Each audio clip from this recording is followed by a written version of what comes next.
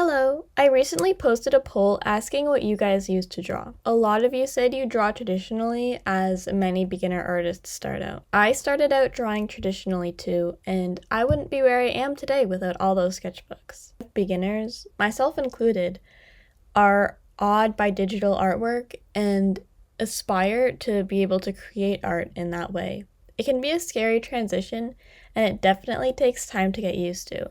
But whether art is just a hobby for you or a hopeful future career, digital art can open a window of opportunities. In this video, I plan to talk about where to start, the different kinds of drawing tablets, and the pros and cons of each kind, as well as my own experiences. Stay tuned for a review and a possible discount on your future tablet. Step 1. Research. There are 3 main kinds of drawing tablet: a screenless tablet, a screen tablet, and a standalone tablet. I'll talk more about the first 2 in this video. Screenless tablets, like they sound, do not come with a screen. You plug them into your computer as an extension. Think about it like a more advanced trackpad on your computer. I started with a screenless tablet myself, the Wacom Intuos Draw. The main reason a lot of artists start with this kind of tablet is because it's more affordable and less of a commitment, if you're still unsure if you even want to get into digital drawing. Less money wasted if it doesn't work out, and it's also less saving up, so you can get one faster. The main con of a screenless tablet is just how long it takes to train your brain to look at one screen and draw with another. It's completely different from traditional mediums, and it takes that hand and eye coordination. So it can be frustrating to get used to at first, and it might feel like your art is getting worse instead of better after the switch. Screen tablets, on the other hand, you are drawing on the tablet, which is connected to your computer. This is what I currently use, and would definitely say they are the better choice quality-wise. Another pro about screen tablets is you have 2 monitors. So on your drawing screen, you could have your drawing program open, and on the other screen, you could have a drawing tutorial open, or a show, or whatever you want. And it's just like an extra screen, assuming you don't already have 2 monitors, so that can be helpful as well. Plus, it's easier to adapt to. The only concern is the price difference, where you could get a screenless tablet for under $100, some even under $50. Screen tablets can range from a few hundred to thousands of dollars. The last kind is a standalone tablet. I've never used one of these aside from testing out my friend's iPad, but this would be good to consider if you don't already have a computer or laptop and want to look into getting something that doubles as both, a computer and a drawing tablet in one. Step 2. Buy it. Once you've watched tons of videos of unboxings, reviews, and read all about different brands of tablets, you make your decision. You purchase a tablet. Now what? Step 3. Unboxing your tablet. For this portion, I'm going to show you with Veikk Voila L tablet. They kindly sent me this for free, and disclaimer, I'm not being paid to say nice things about it. Let's open this up. Okay.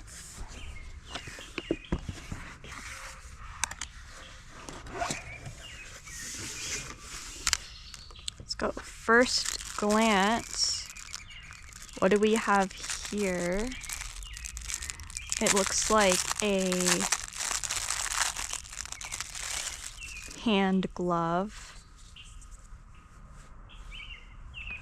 which honestly I don't even have right now, so that's really handy. It fits me well as well, but it's very stretchy too, so even if your hands are a little bit larger than mine, it'll still probably fit pretty well. Here's this. Now let's see the tablet itself. Open this part here.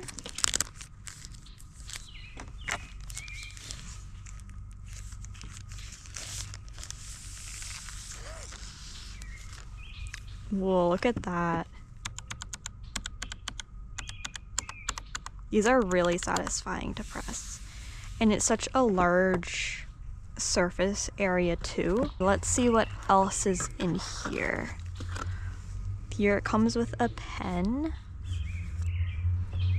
Very nice. And it even comes with this little And for the pen, so the pen has the two sections. It's going to write pretty nice. And it also has come with some extra nibs for the pen. And I believe this is to help you remove the nibs.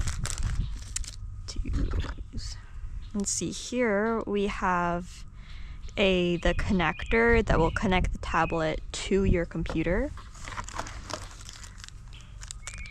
as well as a connector if your computer is a USB-C, which mine currently is, so that's handy. And there's some extra nibs if you want to change the colors. I see that there is 3 yellow ones and a black one. So if you wanted to like switch these around, you could do that. This is a really nice tablet, and I just wanted to compare it to my first tablet and just look at that size difference between my first tablet and the Veikk tablet. It's definitely got a larger surface area. I feel like you could see here, and I got distracted. This moves. Very cool. And this was my first ever tablet. Do I love this because of my first tablet? Yes. But is this one seeming better so far? Also yes. So I believe that's what else in the box. The quick start guide. It shows, look, you could connect it to your laptop or you could connect it to your phone. It's only for an Android. So if you have an Android phone, then you're good. Wait, here's the tablet again. And I believe that's everything that it came with. Let's see how it works. All right, here I am inside now. And I've got the tablet here and the pen, and let's hook it up to the computer. So one of the first things that we are going to want to do is attach the tablet to the computer.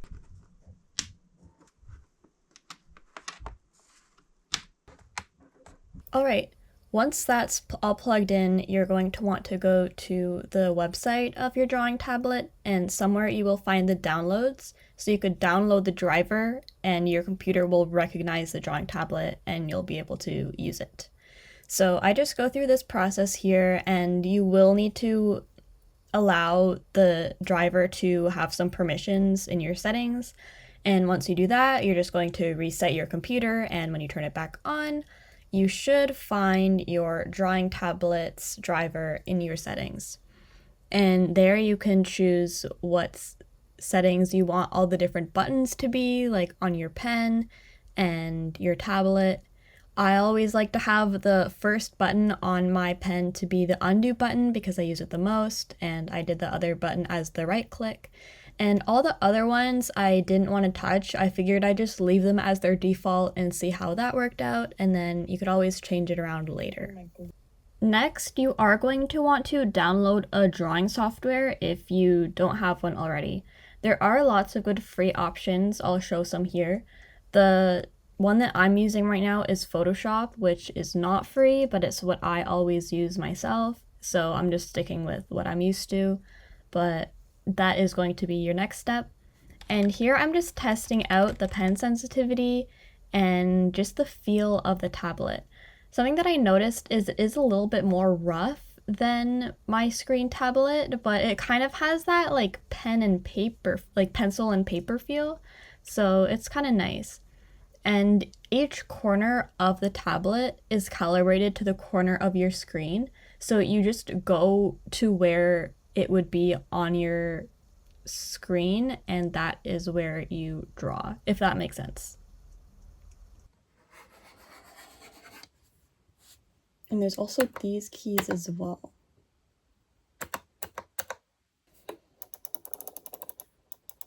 Ooh, look at that. That's really handy. You can just use this to change the size of your brush. That's really cool. And what's this one do? Oh, and this one is to move it around. This is the pen dropper tool. Brush settings. Okay, I'm glad I didn't change these ones at all, because I'm really liking the like default ones that they chose for all these. What's this middle one? Oh, wheel?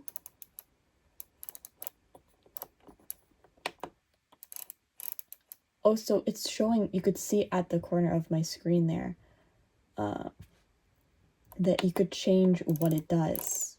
So it can be the zoom, it can be the wheel, brush zoom. Interesting. I would like to thank Veikk again for sending me this tablet and giving me the opportunity to get all you guys 5% off any Veikk tablet. Click any of the links in my bio and be sure to enter the codes mentioned. If you're cautious about buying from random websites, luckily they have an Amazon store as well. I was actually looking on their site, and they have a very affordable brand, their lowest screen tablet being less than $20. Keeping in mind, this one is much smaller than what I tested out. Here, the specific one I got to try. I'm not sure how long this discount is, but that's an amazing deal. And they've even got a screen tablet for $200. If you've been researching screen tablets, you'll know that is very affordable and an amazing deal. Don't get me wrong, I do love my Wacom Cintiq Pro, and I don't plan on trading her anytime soon, but she was also like 8 times the price. Alright, I have a lot of recordings of this speed paint and not a lot of time left, so I wanted to just say some final things while you continue to watch the rest of me drawing.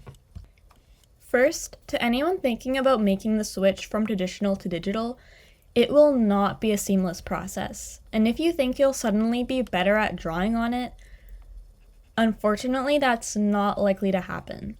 When I got my first tablet, it was a slow process, and it was very frustrating. I could not draw smooth lines to save my life. There were lots of imperfections, and I didn't understand how other artists made it look so easy.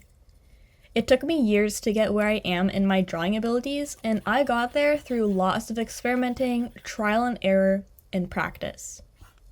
It's definitely got its perks over traditional, some of my favorite features being the transform tool and the undo button, both things a lot more difficult to achieve with some traditional mediums. Plus, having different layers for things is pretty handy too.